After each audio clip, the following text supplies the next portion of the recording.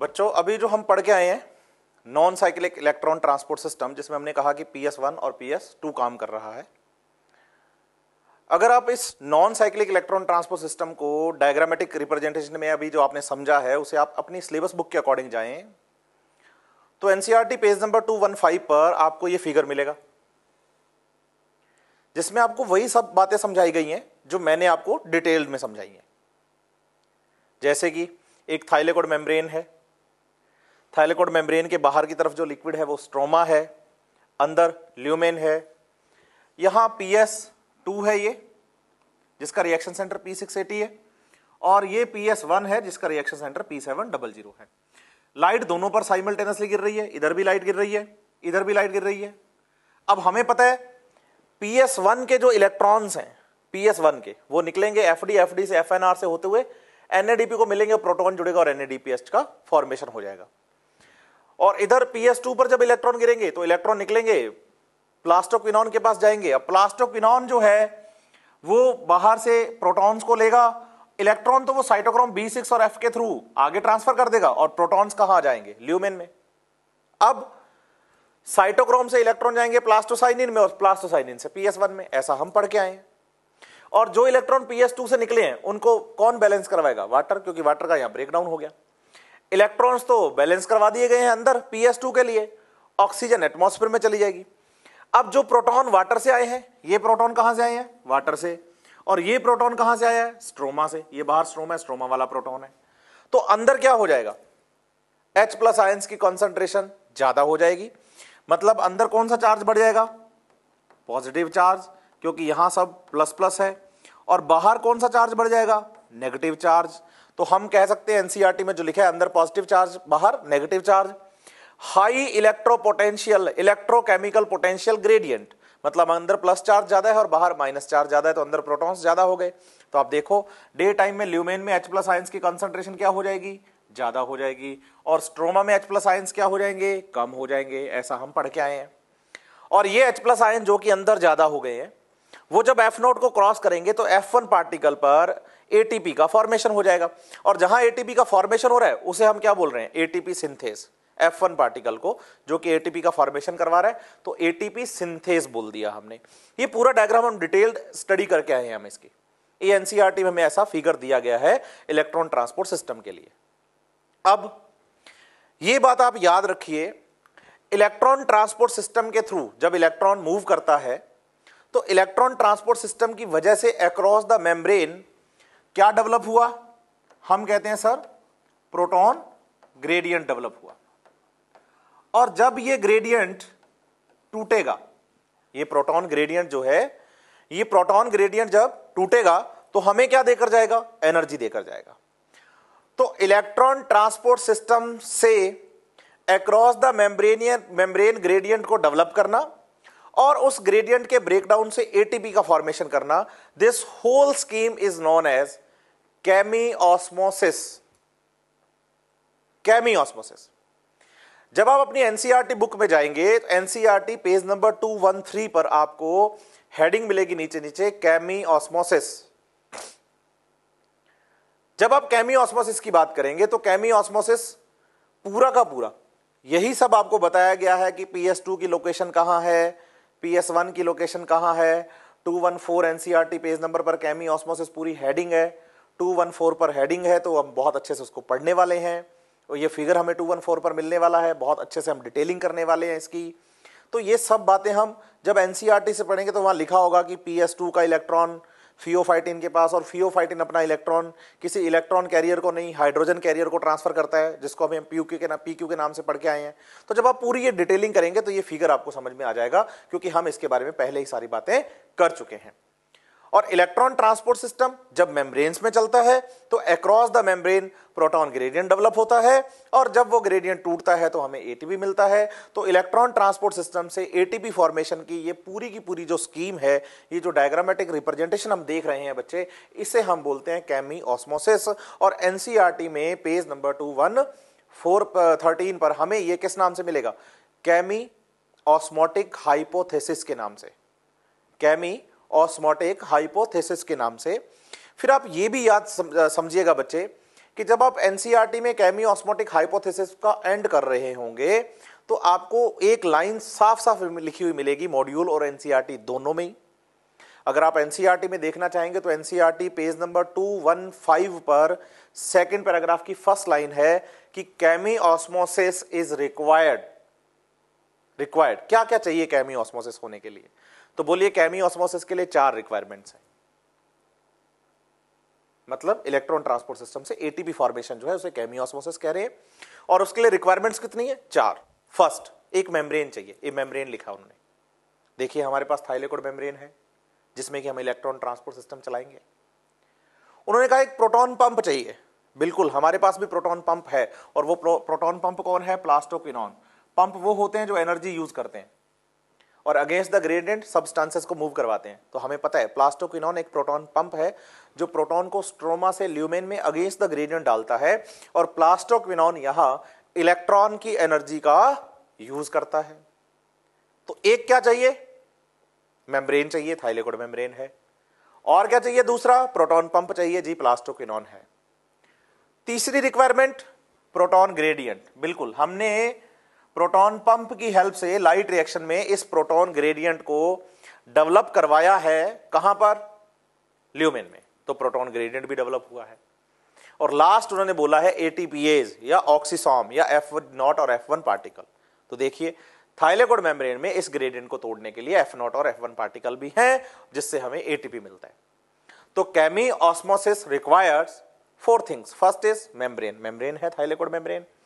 Second is proton pump, proton pump है हमारे पास plastoquinone PQ। Third proton gradient, बिल्कुल जी ल्यूमेन में डेवलप हुआ है proton gradient. And fourth oxysome और एटीपीएज F0 और F1 पार्टिकल। जब F0 को H+ आयन अपनी higher concentration to lower concentration move करेंगे तो F1 पार्टिकल एक्टिव हो जाएगा और F1 पार्टिकल पर एटीपी का फॉर्मेशन हो जाएगा। इसलिए F1 पार्टिकल को एटीपी सिंथेज भी कहा गया है। तो ये पूरी की पूरी स्कीम केमी ऑस्मोसिस है। आप पढ़िएगा, बहुत अच्छे से समझ में भी आएगा। हम सारी बातें कर चुके हैं, अब हम आगे चलते हैं। आगे हम जो पढ़ने वाले हैं वो पढ़ने वाले हैं non cyclic electron transport system को। देखिए बच्चे, non cyclic electron transport system जो हम अभी पढ़ के आए हैं, ये डायग्राम आपको एनसीईआरटी में गिवन है। लेकिन अब मैं जो इसके बारे में बात आपको बोलने जा रहा हूं, आप उसे थोड़ा ध्यान से समझिएगा। ये जो non cyclic electron transport system है, इसे हम जेड स्कीम के नाम से भी जानते हैं। अब इसे जेड स्कीम बोला क्यों गया? बच्चे, अगर आप इस फिगर को देखेंगे तो आपको पता चलेगा कि ये जो डायग्राम है, देखिए ये और ये जो मूवमेंट बनी है ना इलेक्ट्रॉन की, ये seen like as the Z है। जेड की तरह दिख रही है। इस डायग्राम को घुमाइए, ऐसा हो जाएगा डायग्राम। इसलिए स्कीम का नाम क्या है? Z scheme. अपने कैरेक्टरिस्टिक शेप की वजह से है। अब ये शेप जेड जैसी आई कैसे और इसको जेड स्कीम बोला कैसे? तो हम बताएंगे। जेड स्कीम जो बोला गया है वो इस इलेक्ट्रॉन ट्रांसपोर्ट सिस्टम में काम करने वाले इलेक्ट्रॉन कैरियर्स के रेडॉक्स पोटेंशियल की वजह से बोला गया है। बच्चे आप ध्यान रखिए, रेडॉक्स पोटेंशियल का मतलब इलेक्ट्रॉन लेकर इलेक्ट्रॉन देने की पावर है। भी अगर मैं इलेक्ट्रॉन ले रहा हूं तो मेरा रिडक्शन हो रहा है, और अगर मैं इलेक्ट्रॉन दे रहा हूं तो मेरा ऑक्सीडेशन हो रहा है। मतलब क्या है? इलेक्ट्रॉन आया, मेरा रिडक्शन, इलेक्ट्रॉन गया, मेरा ऑक्सीडेशन। और reduction plus oxidation is equal to redox. तो बताइए, जो एक कैरियर है, एक कैरियर जो होगा उसके पास इलेक्ट्रॉन आएगा तो उसका क्या होगा? रिडक्शन। और उसमें से इलेक्ट्रॉन निकलेगा तो उसका क्या होगा? ऑक्सीडेशन। तो reduction plus oxidation is equal to redox. तो इलेक्ट्रॉन ले रहे हैं और फिर इलेक्ट्रॉन दे रहे हैं, क्योंकि कैरियर का काम ही है कि एक तरफ से लिया और दूसरी तरफ दिया, एक तरफ से इलेक्ट्रॉन लिया और दूसरी तरफ दिया। तो ये काम ही है कैरियर का, इलेक्ट्रॉन लेना और देना। तो इलेक्ट्रॉन लेकर देने की पावर को हम नाम क्या दे रहे हैं? Redox potential. और अगर इस रिडॉक्स पोटेंशियल के अकॉर्डिंग इसको देखा जाए तो रिडॉक्स पोटेंशियल की वैल्यूज के अकॉर्डिंग जब इलेक्ट्रॉन कैरियर्स को अरेंज किया जाता है non cyclic electron transport system में, तो हमें उनका अरेंजमेंट लाइक एज जेड दिखाई देता है, इसीलिए हम इसे जेड स्कीम के नाम से जानते हैं। समझिए आप इसको। जैसे मान लीजिए कि मेरे पास इलेक्ट्रॉन ट्रांसपोर्ट सिस्टम है नॉन साइक्लिक वाला, जिसको मैं जेड स्कीम कह रहा हूं। इसके साथ मैंने एक स्केल लिया है। इस स्केल पर मैं रिडॉक्स पोटेंशियल और एनर्जी लेवल की बात करूंगा, redox potential and energy level की बात करूंगा। आपको यह समझना है कि एनर्जी लेवल और रिडॉक्स पोटेंशियल एक दूसरे के इनवर्सली प्रोपोर्शनल हैं। मतलब जिस कैरियर का एनर्जी लेवल ज्यादा होगा उसका रिडॉक्स पोटेंशियल कम होगा, और जिसका रिडॉक्स पोटेंशियल ज्यादा होगा उसका एनर्जी लेवल कम होगा। ये दोनों एक दूसरे के इनवर्स चलते हैं। कौन? Redox potential and energy level. देखिए, अगर किसी कंपाउंड का एनर्जी लेवल ज्यादा है तो उसका रिडॉक्स पोटेंशियल कम होगा, और अगर किसी का एनर्जी लेवल कम है तो उसका रिडॉक्स पोटेंशियल ज्यादा होगा। समझिए आप। जो हमारे पास पिगमेंट सिस्टम था, जिसमें एलएचसी में हमने लाइट हार्वेस्टिंग कॉम्प्लेक्स में जो पिगमेंट्स पढ़े, वो अपने लो एनर्जी लेवल पर थे, लेकिन जैसे ही इन पर क्या गिरी, लाइट गिरी, तो इनमें से क्या निकला? इलेक्ट्रॉन निकला, और वो किसके पास गया? इलेक्ट्रॉन एक्सेप्टर के पास गया। और हमने ये बात बोली है, इलेक्ट्रॉन ट्रांसपोर्ट सिस्टम में जो इलेक्ट्रॉन रिलीज हुआ है, जो इलेक्ट्रॉन रिलीज हुआ है, वो electron high energy level electron होता है, क्योंकि इस इलेक्ट्रॉन के पास लाइट वाली एनर्जी है, क्योंकि ये इलेक्ट्रॉन लाइट एनर्जी की वजह से ही तो एक्साइट हुआ है। लाइट एनर्जी की वजह से ही तो ये एक्साइट हुआ है। तो इसका मतलब क्या ये electron high energy level electron है? बिल्कुल है। तो इसका मतलब जब ये इलेक्ट्रॉन निकलेगा तो ये हाई एनर्जी लेवल तक जाएगा। अब अगर देखिए एनर्जी लेवल हाई है तो यहां रिडॉक्स पोटेंशियल क्या हो जाएगा? लो हो जाएगा। फिर उसके बाद इलेक्ट्रॉन ट्रांसपोर्ट चेन से, सिस्टम से ये इलेक्ट्रॉन PS1 के पिगमेंट्स की तरफ चलेगा। इलेक्ट्रॉन एक्सेप्टर यहां PS2 के लिए कौन था? थियोफाइटिन था। फिर कहां गया? PQ के पास गया। PQ से कहां गया? साइटोक्रोम कॉम्प्लेक्स के पास गया। साइटोक्रोम कॉम्प्लेक्स से कहां गया? PC के पास, प्लास्टोसाइनिन के पास गया, और प्लास्टोसाइनिन से PS1 की तरफ आया। इसका मतलब आप हाई एनर्जी लेवल से कहां चल रहे हैं? लो एनर्जी लेवल की तरफ। तो बताइए आप लो रिडॉक्स पोटेंशियल से कहां चल रहे हैं? हाई रिडॉक्स पोटेंशियल की तरफ। इस सीक्वेंस में बेटा अगर देखें आप, तो आपको PQ मिलेगा, आपको साइटोक्रोम्स मिलेंगे, और आपको PC मिलेगा। प्लास्टोक्विनॉन, साइटोक्रोम्स और PC, इन तीनों को मिलाकर, इन तीनों को हम क्या बोलेंगे? Electron transport system. अगर क्वेश्चन पूछा जाए कि नॉन साइक्लिक फोटोफॉस्फोराइलेशन या non cyclic electron transport system में सबसे ज्यादा रिडॉक्स पोटेंशियल किस कंपोनेंट का है, तो बोलिए जिसका एनर्जी लेवल कम होगा उसका रिडॉक्स पोटेंशियल ज्यादा होगा। तो इलेक्ट्रॉन ट्रांसपोर्ट सिस्टम में हमने प्लास्टोक्विनॉन, साइटोक्रोम्स और PC को पढ़ना है। तो बताया जाएगा कि PC का एनर्जी लेवल इस इलेक्ट्रॉन ट्रांसपोर्ट सिस्टम में सबसे कम है, तो इसका रिडॉक्स पोटेंशियल सबसे ज्यादा होगा। और अगर यह पूछ लिया जाए कि भाई सबसे ज्यादा इलेक्ट्रॉन ट्रांसपोर्ट सिस्टम में रिडॉक्स पोटेंशियल हम बता चुके हैं कि PC का है, तो सबसे ज्यादा एनर्जी लेवल किसका होगा? तो एनर्जी लेवल सबसे ज्यादा PQ का होगा। अब बच्चा कंफ्यूज होता है कि सर क्वेश्चन तो इलेक्ट्रॉन ट्रांसपोर्ट सिस्टम का था और उसमें आपने PQ, साइटोक्रोम और PC को ही कंसीडर किया। तो मैं आपको बता दूं ये बात कि लाइट हार्वेस्टिंग कॉम्प्लेक्स जो PS2 का है, उसका रिएक्शन सेंटर और उसका प्राइमरी एक्सेप्टर, इन सब को मिलाकर हम फोटो सिस्टम बोलते हैं। तो फोटो सिस्टम में ये इलेक्ट्रॉन एक्सेप्टर भी इंक्लूड हो जाता है। तो इलेक्ट्रॉन ट्रांसपोर्ट सिस्टम में हमें क्या क्या याद करना है? प्लास्टोक्विनॉन, साइटोक्रोम्स और पीसी। ऐसा ही PS1 के साथ है। PS1 के इलेक्ट्रॉन लो एनर्जी लेवल पर हैं, लेकिन जैसे ही इन PS1 के इलेक्ट्रॉन्स पर, पिगमेंट्स पर लाइट गिरेगी तो इनके इलेक्ट्रॉन्स भी रिलीज होकर इलेक्ट्रॉन एक्सेप्टर जो कि FES है PS1 के लिए, उसके पास जाएगा। तो FES का एनर्जी लेवल हाई है क्योंकि इलेक्ट्रॉन आया है उसके पास हाई एनर्जी लेवल का, तो उसका रिडॉक्स पोटेंशियल लो होगा। लेकिन जब FES से इलेक्ट्रॉन NADP की तरफ जाएगा, कहां से? FES से, क्योंकि प्राइमरी एक्सेप्टर कौन है PS1 का? FES है। यहां से इलेक्ट्रॉन किसकी तरफ जाएगा? NADP की तरफ। तो हम बताएंगे कि जो NADP का एनर्जी लेवल है वो FES से कम है। चलिए इसको अच्छे तरीके से समझते हैं। जो चीजें हमने पढ़ी हैं बहुत बढ़िया तरीके से कवर कर ली हैं। इसमें दो टर्म जो आपको बहुत अच्छे से दिमाग में रखना है, uphill movement of the electron and the downhill movement of the electron. देखिए बच्चे, अपहिल और डाउनहिल मूवमेंट टर्म जो दिया गया है वो रिडॉक्स पोटेंशियल स्केल के अकॉर्डिंग दिया गया है, लेकिन हम इसको एनर्जी के हिसाब से समझ लें तो हमारे लिए ज्यादा इजी हो जाएगा।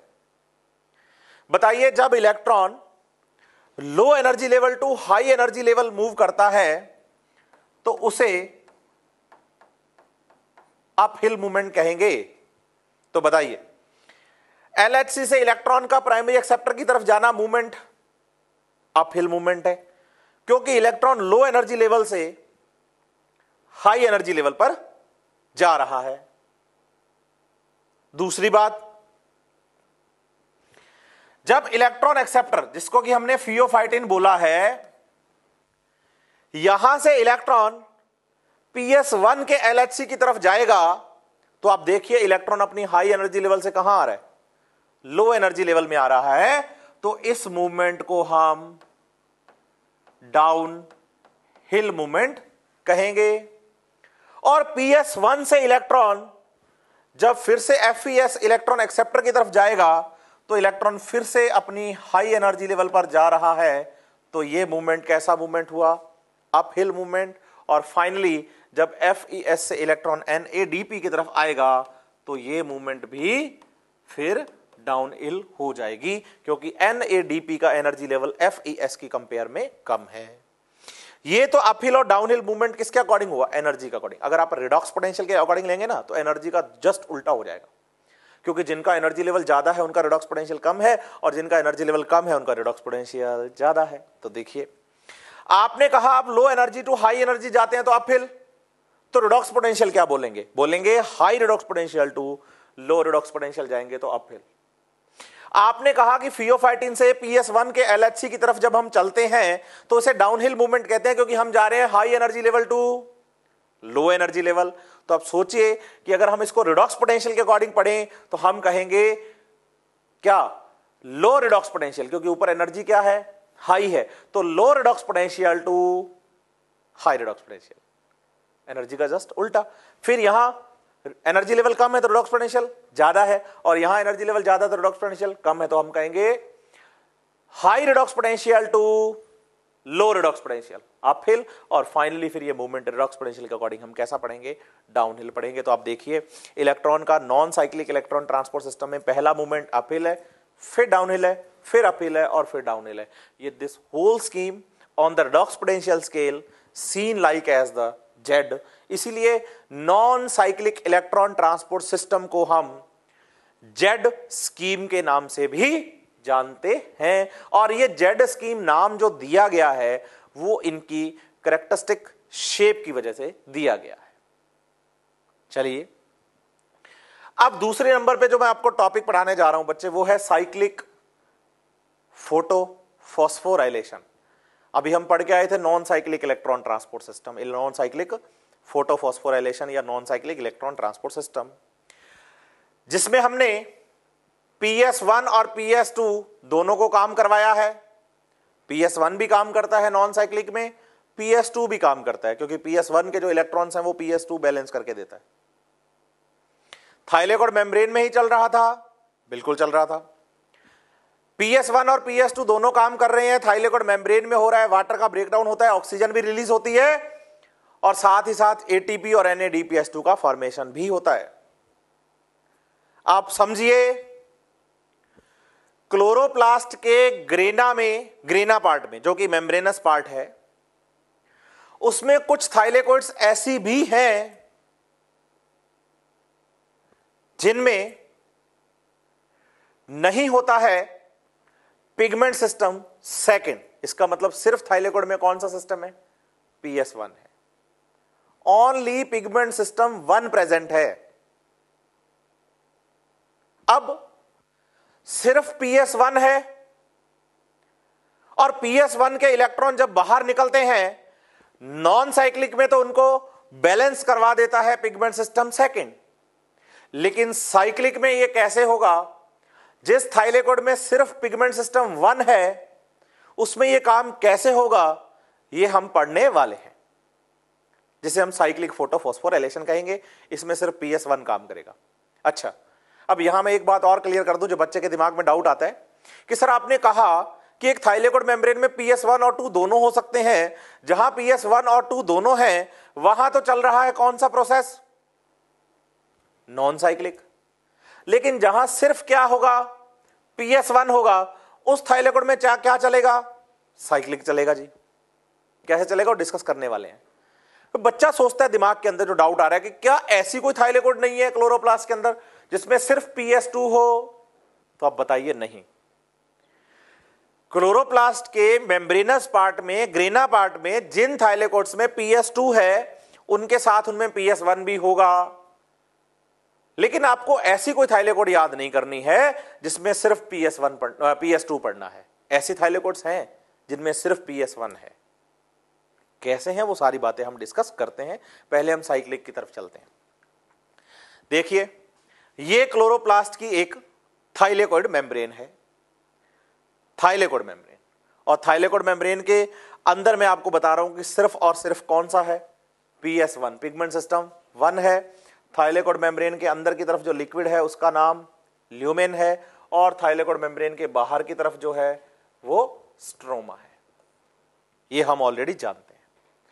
अब ये वो थाइलेकोइड है जिसमें सिर्फ PS1 है, ओनली PS1 है। यहां PS2 नहीं है और PS1 के साथ वाटर का ब्रेकडाउन भी नहीं होता,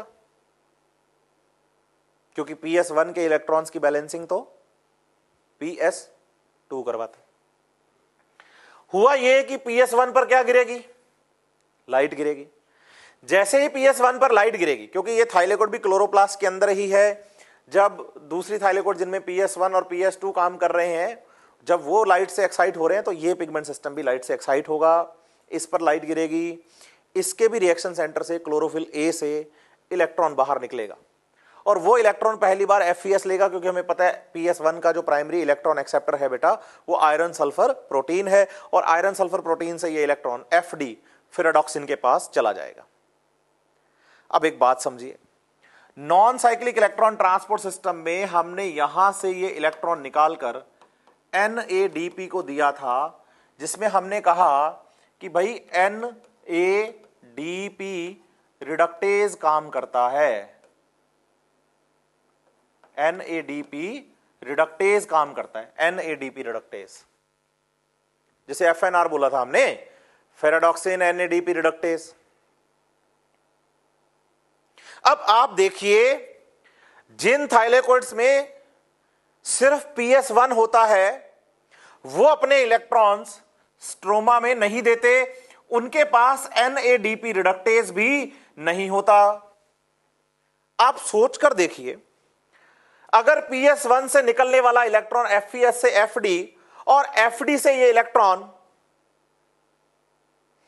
NADP को दे दिया जाए, NADP को दे दिया जाए, तो PS1 का इलेक्ट्रॉन तो बैलेंस ही नहीं हो पाएगा, तो PS1 को इलेक्ट्रॉन दे ही नहीं पाएगा कोई, क्योंकि जिस थाइलेकोइड की बात हम कर रहे हैं बच्चे, इस थाइलेकोइड में तो सिर्फ PS1 प्रेजेंट है, 2 है ही नहीं।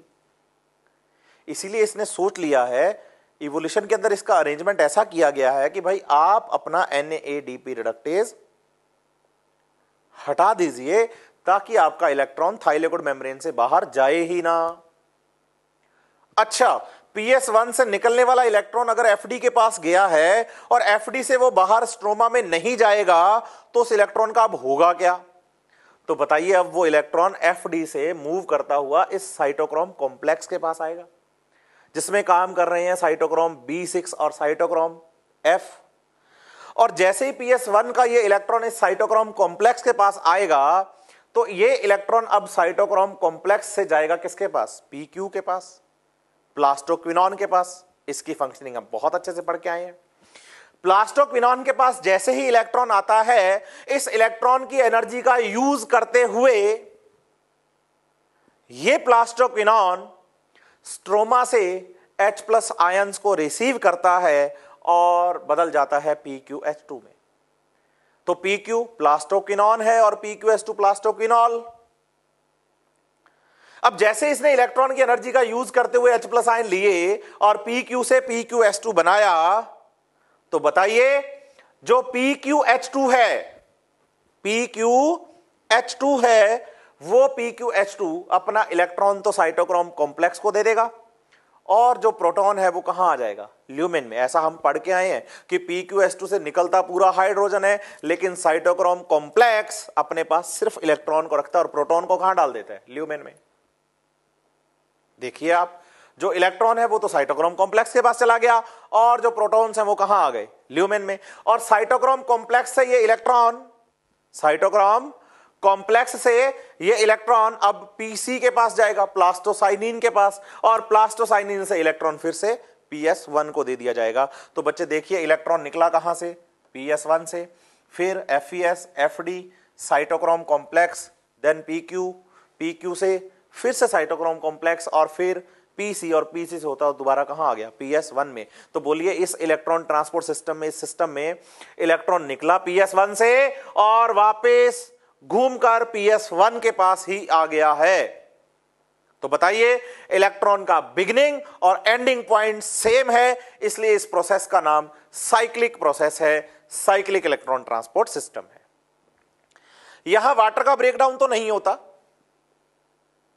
क्योंकि वाटर का ब्रेकडाउन PS2 के साथ होता है, ना कि 1 के साथ। तो यहां 1 है तो वाटर का ब्रेकडाउन तो नहीं हो रहा है। लेकिन जब ये इलेक्ट्रॉन प्लास्टोक्विनॉन को क्रॉस करते हैं तो H+ आयंस स्ट्रोमा से ल्यूमेन में तो आते हैं। अब जब ये H+ आयन स्ट्रोमा से ल्यूमेन में आएंगे तो यहां ल्यूमेन में प्रोटॉन ग्रेडियंट हो जाएगा। और साथ ही साथ समझिए, इस थाइलेकोइड मेम्ब्रेन में F0 और F1 पार्टिकल्स भी होंगे। अब जो प्रोटॉन ग्रेडियंट हुआ है वो प्रोटॉन्स इस F0 पार्टिकल से होते हुए दोबारा स्ट्रोमा में आएंगे। जब ये स्ट्रोमा में आएंगे तो F1 पार्टिकल पर ATP का फॉर्मेशन हो जाएगा। और हमें पता है इस ATP फॉर्मेशन के प्रोसेस को हम फोटोफॉस्फोराइलेशन कहते हैं, लेकिन यह फोटोफॉस्फोराइलेशन तब हुआ जब इलेक्ट्रॉन का साइक्लिक फ्लो हुआ, इसलिए इस प्रोसेस को हमने नाम दिया है साइक्लिक फोटोफॉस्फोराइलेशन। देखिए, अगर आपसे पूछा जाए कि non cyclic electron transport system या नॉन साइक्लिक फोटोफॉस्फोराइलेशन के प्रोडक्ट्स क्या हैं, तो आप कहते हैं ATP, NADPS2, ऑक्सीजन। लेकिन अगर आपसे यह पूछा जाए कि साइक्लिक इलेक्ट्रॉन ट्रांसपोर्ट सिस्टम के प्रोडक्ट्स क्या हैं, तो हमारा आंसर है कि साइक्लिक इलेक्ट्रॉन ट्रांसपोर्ट सिस्टम का प्रोडक्ट ओनली ATP है। यहां NADPS2 का फॉर्मेशन नहीं होता क्योंकि आपके पास NADP रिडक्टेज नहीं होता है। यहां ऑक्सीजन भी नहीं निकलती है। क्यों? क्योंकि PS1 के साथ वाटर का ब्रेकडाउन नहीं होता है। तो साइक्लिक प्रोसेस में सिर्फ ATP बनते हैं और नॉन साइक्लिक प्रोसेस में ATP, NADPS2 एंड ऑक्सीजन तीनों का फॉर्मेशन होता है। बच्चे, एक छोटी सी बात जो आपको मैं समझा के जा रहा हूं, आप इसको समझिएगा। अभी हमने पढ़ा है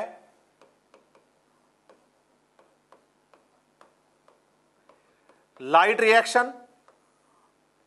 इस लाइट रिएक्शन में हमने दो प्रोसेस पढ़े, एक तो नॉन साइक्लिक फोटोफॉस्फोराइलेशन और एक हमने पढ़ा है साइक्लिक फोटोफॉस्फोराइलेशन। अब जो नॉन साइक्लिक फोटोफॉस्फोराइलेशन है, इससे बोलिए हमने बनाया एटीपी, बोलिए हमने बनाया NADPH2 और हमने बनाया ऑक्सीजन। बताइए ऑक्सीजन सर जैसी बनी है वैसी ही एटमॉस्फेयर में चली गई है, इसलिए हमने इसे बाई प्रोडक्ट बोला है और साइक्लिक प्रोसेस से हमें सिर्फ एटीपी मिले हैं। देखिए अब लाइट रिएक्शन के बाद बेटा जब हम बात करते हैं डार्क रिएक्शंस की, तो हम कहते हैं कि डार्क रिएक्शंस में हम फॉर्मेशन करेंगे ग्लूकोज का, जिसका फॉर्मूला C6H12O6 है। और इस डार्क रिएक्शन में हम यूज करेंगे ग्लूकोज फॉर्मेशन के लिए किसका? CO2 का, जो कि हमें कहां से मिलने वाली है? एटमॉस्फेयर से। लेकिन डार्क रिएक्शन लाइट रिएक्शन के प्रोडक्ट से ही चलती है। तो बताइए जो NADPH2, जो ATP हमने बनाए हैं साइक्लिक और नॉन साइक्लिक प्रोसेस में, ATP और NADPH2 जो हमने बनाए हैं साइक्लिक और नॉन साइक्लिक प्रोसेस में, वो ATP और NADPH2 डार्क रिएक्शंस में काम आएंगे और फॉर्मेशन करवाएंगे ग्लूकोज का। मैं आपको यहां क्लियर कर देना चाहता हूं, जब हम डार्क रिएक्शंस पढ़ेंगे तो हम एक ग्लूकोज मॉलिक्यूल का फॉर्मेशन करने के लिए 12 मॉलिक्यूल्स NADPH2 और 18 मॉलिक्यूल्स ATP यूज करेंगे डार्क रिएक्शन के लिए।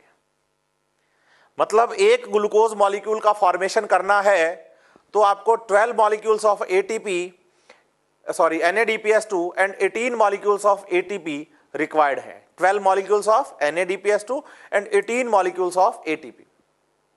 देखिए बच्चे, non cyclic electron transport system या नॉन साइक्लिक फोटोफॉस्फोराइलेशन में आप NADPH2 और ATP दोनों बनाते हैं, लेकिन साइक्लिक प्रोसेस में आप सिर्फ ATP का फॉर्मेशन करते हैं। अगर आपसे यह पूछ लिया जाए कि डार्क रिएक्शन में फूड फॉर्मेशन के लिए ATP की जरूरत ज्यादा है या NADPH2 की जरूरत ज्यादा है, तो आप कहते हैं कि सर ATP और NADPH2 दोनों में से हमें ATP की रिक्वायरमेंट ज्यादा है। आप बिल्कुल सही हैं, हमें ATP ज्यादा चाहिए। अब एक सीधी बात अगर बोली जाए कि भाई डार्क रिएक्शन में ग्लूकोज का फॉर्मेशन करने के लिए ATP और NADPH2 की रिक्वायरमेंट है, हां जी है। ATP and NADPH2 both are provided by the non-cyclic photophosphorylation। कि नॉन साइक्लिक फोटोफॉस्फोराइलेशन से मुझे ATP भी मिल जाता है और मुझे NADPH2 भी मिल जाता है, तो नॉन साइक्लिक फोटोफॉस्फोराइलेशन से मैं ग्लूकोज फॉर्मेशन कर लूंगा। तो फिर साइक्लिक फोटोफॉस्फोराइलेशन को चलाने की क्या जरूरत है? तो बताइए, डार्क रिएक्शंस के समय फूड फॉर्मेशन के लिए, ग्लूकोज फॉर्मेशन के लिए ATP की रिक्वायरमेंट NADPH2 से ज्यादा होती है और डार्क रिएक्शंस एफिशिएंटली चल पाए, कहीं पर भी ATP की कमी की वजह से फोटोसिंथेसिस की एफिशिएंसी पर इफेक्ट ना आए, इसीलिए क्लोरोप्लास्ट के अंदर नॉन साइक्लिक फोटोफॉस्फोराइलेशन के साथ साथ कुछ थाइलेकोइड्स में साइक्लिक फोटोफॉस्फोराइलेशन से ATP का फॉर्मेशन भी होता रहता है, ताकि जब आप डार्क रिएक्शंस चलाएं तो आपकी जो रिक्वायरमेंट्स हैं डार्क रिएक्शन को चलाने के लिए वो फुलफिल हो सकें।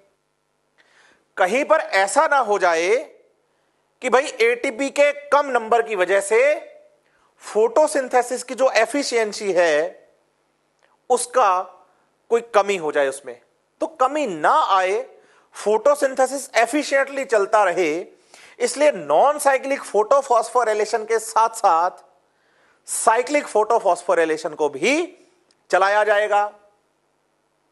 बताइए NADPS2 की रिक्वायरमेंट एटीपी की कंपेयर में कम है, इसलिए NADPS2 की जो रिक्वायरमेंट है वो नॉन साइक्लिक फोटोफॉस्फोराइलेशन से फुलफिल हो रही है, लेकिन डार्क रिएक्शन में फोटोसिंथेसिस से ग्लूकोज फॉर्मेशन या फूड फॉर्मेशन की जो एफिशिएंसी है वो एटीपी की वजह से कम ना हो जाए, इसीलिए नॉन साइक्लिक प्रोसेस के साथ साथ साइक्लिक प्रोसेस को भी चलाया गया है।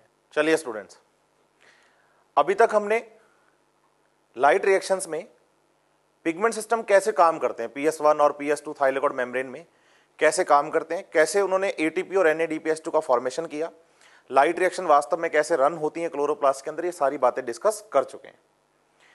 अब जब हम लाइट रिएक्शंस पढ़ रहे थे तो हमने दो बातें क्लियर की कि हमारे पास लाइट रिएक्शन में दो टाइप का फोटोफॉस्फोराइलेशन है। First is non cyclic photophosphorylation and second is cyclic photophosphorylation. अब साइक्लिक और नॉन साइक्लिक फोटोफॉस्फोराइलेशन की जब हम बात करते हैं तो हम ये बात बताएंगे कि ये साइक्लिक और non cyclic electron transport system या फोटोफॉस्फोराइलेशन थाइलेकोइड मेम्ब्रेन्स में होते हैं। और हमने ये बात भी बहुत अच्छे से क्लियर की है कि एक थाइलेकोइड मेम्ब्रेन में दोनों ही तरह के photo system PS1 and PS2 present होते हैं या हो सकते हैं, लेकिन कुछ थाइलेकोइड्स हमने ऐसी भी पढ़ी हैं जिनमें सिर्फ हमें PS1 मिलता है, फोटो सिस्टम 1 मिलता है, और वहां केवल और केवल साइक्लिक फोटोफॉस्फोराइलेशन चलेगा। अब बात आती है कि क्लोरोप्लास्ट में जब हम ग्रेना पार्ट की बात करते हैं तो ग्रेना पार्ट में तो थाइलेकोइड मोर देन 1 है। जैसे आप मान लीजिए कि क्लोरोप्लास्ट का ये जो फिगर है, इस फिगर में जो ग्रेना पार्ट हमें दिखाई दे रहा है सेंटर में, स्ट्रोमा में डूबा हुआ मेम्ब्रेनस पार्ट जो है, उसमें तो थाइलेकोइड्स बहुत सारी हैं। अब उन थाइलेकोइड्स में से कौन सी थाइलेकोइड्स हैं जिनमें PS1 और PS2 दोनों प्रेजेंट हैं, और कौन सी वो थाइलेकोइड्स हैं जिनमें सिर्फ PS1 प्रेजेंट है। तो जब हमने क्लोरोप्लास्ट की स्ट्रक्चर की डिटेलिंग की थी according to our topic photosynthesis, और हेडिंग थी कि where does photosynthesis takes place, तब हमने कहा था कि क्लोरोप्लास्ट में जो ग्रेना पार्ट है उसमें जो थाइलेकोइड्स प्रेजेंट हैं वो दो टाइप की हैं। एक वो जो ग्रुप्स बनाती हैं, हमने कहा जो थाइलेकोइड ग्रुप बनाती हैं इनको हम ग्रेना थाइलेकोइड कहेंगे, जो थाइलेकोइड्स ग्रुप बनाती हैं उनको हम ग्रेना थाइलेकोइड कहेंगे, और जो सिंगल रहती हैं उनको हमने स्ट्रोमा थाइलेकोइड कहा। तो इसका मतलब थाइलेकोइड कितने टाइप की होगी? दो, एक वो जो ग्रुप बना रही है ग्रेना थाइलेकोइड, और दूसरी वो जो सिंगल है स्ट्रोमा थाइलेकोइड। आप देखिए, अगर इस क्लोरोप्लास्ट के ग्रेना और स्ट्रोमा थाइलेकोइड की हम डिटेलिंग करें और इनको बाहर निकालें तो आप यहां पाएंगे कि जो थाइलेकोइड्स ग्रुप बनाती हैं, like as the stock pile of the coins, सिक्कों का जैसे ढेर है वैसे ये थाइलेकोइड्स का ढेर है। थाइलेकोइड एक फ्लैट मेम्ब्रेन बाउंड स्ट्रक्चर है, एक थाइलेकोइड इसके ऊपर, दूसरी थाइलेकोइड इसके ऊपर, दूसरी थाइलेकोइड इसके ऊपर, दूसरी थाइलेकोइड, तो थाइलेकोइड्स का क्या बनेगा? स्टॉक बनेगा, एक पाइल बनेगा, एक ढेर बनेगा। आप इस थाइलेकोइड में बड़े ध्यान से देख पाएंगे कि एक थाइलेकोइड को जब दूसरी थाइलेकोइड कवर करती है ग्रुप बनाते टाइम, तो इस थाइलेकोइड के हमारे पास दो पार्ट हैं, एक वो जिसे किसी दूसरे थाइलेकोइड ने कवर कर रखा है और दूसरा वो जो ओपन है। आप इस ऊपर वाली थाइलेकोइड को अगर देखेंगे, ये ग्रेना थाइलेकोइड है क्योंकि ये ग्रुप बना रही है तीनों थाइलेकोइड्स मिलकर। इस ग्रुप में अगर हम सबसे ऊपर वाली थाइलेकोइड को देखें तो वो एक सिंगल थाइलेकोइड, दूसरी थाइलेकोइड के साथ आप कंपेयर करेंगे तो इस थाइलेकोइड की ये जो सरफेस है ये दूसरी थाइलेकोइड के साथ चिपकी हुई है, मतलब उसको कवर किए हुए हैं। तो जो सरफेस थाइलेकोइड की एक दूसरे को कवर कर देती हैं उन सरफेसेस को हम एप्रेस्ड पार्ट कहते हैं, appressed region of the thylakoid. और जो थाइलेकोइड ओपन है, मतलब जो हिस्सा ओपन है थाइलेकोइड का, डायरेक्ट स्ट्रोमा के टच में है, उसे हम नाम देंगे नॉन एप्रेस्ड। तो जो हिस्सा थाइलेकोइड का, जो पार्ट थाइलेकोइड का कवर कर देगा दूसरी थाइलेकोइड को, वो तो हो गया कौन, एप्रेस्ड पार्ट, और जो ओपन रहता है स्ट्रोमा वाली साइड में वो हो गया है नॉन एप्रेस्ड पार्ट। अब आपके पास इस थाइलेकोइड मेम्ब्रेन में दो टाइप के पिगमेंट सिस्टम है, PS1 और PS2।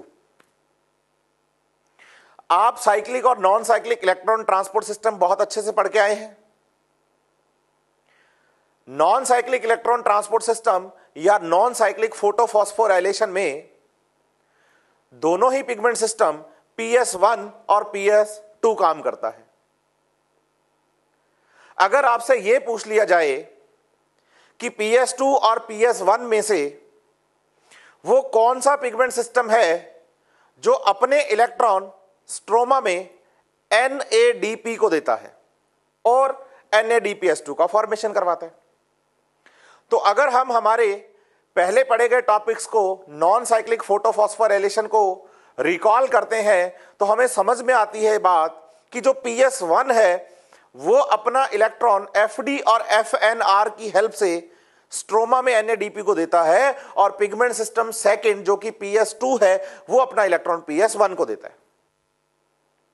तो आप देखिए PS1 और PS2 में से ऐसा कौन सा पिगमेंट सिस्टम है जिसे अपना इलेक्ट्रॉन स्ट्रोमा में NADP को प्रोवाइड करवाना है, तो आपका आंसर है कि सर PS1, क्योंकि PS2 तो थाइलेकोइड मेम्ब्रेन में ही इलेक्ट्रॉन PS1 को देता है और PS1 स्ट्रोमा में NADP को देगा by the help of FNR, फेराडॉक्सिन NADP reductase complex की हेल्प से। तो मुझे बताइए PS1 अगर अपने इलेक्ट्रॉन स्ट्रोमा में NADP को देता है तो स्ट्रोमा जो हमारे पास प्रेजेंट है जिसमें NADP प्रेजेंट है, जिसको हमने इलेक्ट्रॉन देना है क्लोरोप्लास्ट के अंदर, तो इस थाइलेकोइड मेम्ब्रेन में एप्रेस्ड और नॉन एप्रेस्ड पार्ट में से कौन सा ऐसा पार्ट है थाइलेकोइड मेम्ब्रेन का जो कि स्ट्रोमा के डायरेक्ट टच में है? तो हमारा आंसर है PS1 अपना इलेक्ट्रॉन स्ट्रोमा में देता है, तो जो नॉन एप्रेस्ड पार्ट है वो स्ट्रोमा के डायरेक्ट टच में है, तो सीधा मतलब है कि जो PS1 है वो कहां प्रेजेंट होगा? नॉन एप्रेस्ड पार्ट में, स्ट्रोमा वाली साइड में। क्यों? क्योंकि उसने अपना इलेक्ट्रॉन किसको देना है? स्ट्रोमा में। किसको देना है? NADP को। लेकिन जो PS2 है, क्या उसे अपना इलेक्ट्रॉन स्ट्रोमा में देना है NADP को? नहीं देना है, उसने अपना इलेक्ट्रॉन PS1 को देना है। तो इसका मतलब उसका स्ट्रोमा के टच में रहना इतना ज्यादा जरूरी नहीं है। इसलिए हम कह रहे हैं कि जो नॉन एप्रेस्ड पार्ट है, जहां थाइलेकोइड्स आपस में एक दूसरे के टच में है लेकिन स्ट्रोमा के इतने अच्छे से टच में नहीं है, वहां कौन प्रेजेंट होगा? PS2 प्रेजेंट होगा। तो PS1 मिलेगा आपको नॉन एप्रेस्ड पार्ट में और PS2 मिलेगा आपको एप्रेस्ड पार्ट में। लेकिन ये थाइलेकोइड्स कौन सी हैं? बोलिए, ये हैं सर ग्रेना थाइलेकोइड्स, जो कि ग्रुप्स बनाती हैं। अब अगर आप इस क्लोरोप्लास्ट के एक स्ट्रोमा थाइलेकोइड की बात करें, एक स्ट्रोमा थाइलेकोइड की, जो दो ग्रेनम को या ग्रेना को, ग्रेना थाइलेकोइड्स को आपस में जोड़ती हैं, ग्रुप्स को आपस में जोड़ती हैं, उन सिंगल थाइलेकोइड्स को हमने नाम क्या दिया था? स्ट्रोमा थाइलेकोइड, स्ट्रोमा लेमिली, या सेल बायोलॉजी में आप इनका एक और नाम फ्रेट चैनल भी पढ़ेंगे। अगर आप इस थाइलेकोइड को देखें तो इसके ऊपर नीचे कोई भी थाइलेकोइड नहीं है। ये थाइलेकोइड कंप्लीटली नॉन एप्रेस्ड है, मींस स्ट्रोमा के टच में है चारों तरफ से। और यह भी समझिए कि इसे हम किस नाम से जानते हैं? इसे हम स्ट्रोमा लेमिली के नाम से जानेंगे। और इस स्ट्रोमा लेमिली में सिर्फ और सिर्फ हमें क्या मिलेगा? PS1 मिलेगा। और जहां सिर्फ PS1 है वहां सिर्फ साइक्लिक प्रोसेस है। लेकिन जब आप ग्रेना थाइलेकोइड की बात करेंगे तो ग्रेना थाइलेकोइड में आपको PS2 और PS1 दोनों मिलेंगे। तो आप बताएंगे कि यहां नॉन साइक्लिक प्रोसेस चलेगा।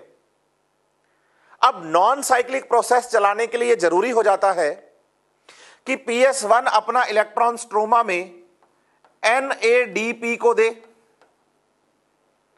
और जब ये इलेक्ट्रॉन हम NADP को देते हैं तो हमने वहां NADP को इलेक्ट्रॉन देने के लिए NADP रिडक्टेज की बात की है। आप बताइए, जब हम स्ट्रोमा लैमेली की बात करेंगे तो स्ट्रोमा लैमेली में प्रेजेंट पिगमेंट सिस्टम 1 अपना इलेक्ट्रॉन स्ट्रोमा में नहीं देगा। उसका कारण यह है कि अगर PS1 अपना इलेक्ट्रॉन स्ट्रोमा में दे देगा तो PS1 को इलेक्ट्रॉन देने के लिए PS2 प्रेजेंट नहीं है और PS1 के साथ वाटर का ब्रेकडाउन भी नहीं होता। तो PS1 जो लाइट की वजह से एक्साइट हुआ है और अपने एक्साइटमेंट से जो उसने इलेक्ट्रॉन रिलीज किया है वो साइक्लिक प्रोसेस में चल के वापस PS1 के पास ही आ जाएगा। लेकिन यह पॉसिबल कब है? जब आप स्ट्रोमा लैमेली में NADP रिडक्टेज को एब्सेंट कर दें, क्योंकि अगर NADP रिडक्टेज रहेगा तो PS1 से वो इलेक्ट्रॉन को लेकर किसे दे देगा? NADP को दे देगा। तो इसका मतलब PS1 के पास इलेक्ट्रॉन्स जो हैं वो खत्म हो जाएंगे, क्योंकि उसका फुलफिलमेंट जो होता है, दोबारा रीएस्टेब्लिशमेंट जो होता है इलेक्ट्रॉन्स का, वो हो नहीं पाएगा, क्योंकि इसके पास पिगमेंट सिस्टम सेकंड तो है ही नहीं। तो हम ये बहुत अच्छे से बता सकते हैं कि जो स्ट्रोमा लैमेली है वो कंप्लीटली नॉन अप्रेस्ड है, उसमें ओनली PS1 प्रेजेंट है। स्ट्रोमा लैमेली में PS2 और NADP रिडक्टेज नहीं होता है, लेकिन ग्रेना थाइलेकोइड्स में PS1 भी है, PS2 भी है और NADP रिडक्टेज भी प्रेजेंट है। अब यहां एक बात और समझने की भी है कि सर ग्रेना थाइलेकोइड में PS2 और PS1 प्रेजेंट हैं, तो क्या ग्रेना थाइलेकोइड में ओनली नॉन साइक्लिक चलेगा? तो हम कहेंगे नहीं, यहां नॉन साइक्लिक के साथ साथ साइक्लिक प्रोसेस होने के चांसेस भी हैं। क्यों है? क्योंकि साइक्लिक प्रोसेस को चलाने के लिए हमें पिगमेंट सिस्टम कौन सा चाहिए? PS1। और आप यह भी याद रखिए कि जो PS1 है वो ग्रेना थाइलेकोइड्स में भी प्रेजेंट है। एक छोटा सा एग्जांपल देता हूं मैं आपको, और आपको यह बात समझ में आ जाएगी जो आपको मैं बोलना चाह रहा हूं कि साइक्लिक प्रोसेस ग्रेना थाइलेकोइड्स में भी चलता है। चलिए थोड़ा सा रिकॉल करिए माइंड में। PS1 का जो रिएक्शन सेंटर है, PS1 पिगमेंट सिस्टम 1 का रिएक्शन सेंटर, आप उसे क्या लिखते हैं? तो हम बोलते हैं सर P700। तो यहां 700 से मतलब क्या है कि इस रिएक्शन सेंटर की मैक्सिमम पीक है कि वो 700 नैनोमीटर की लाइट एब्जॉर्ब करता है। बिल्कुल सही है।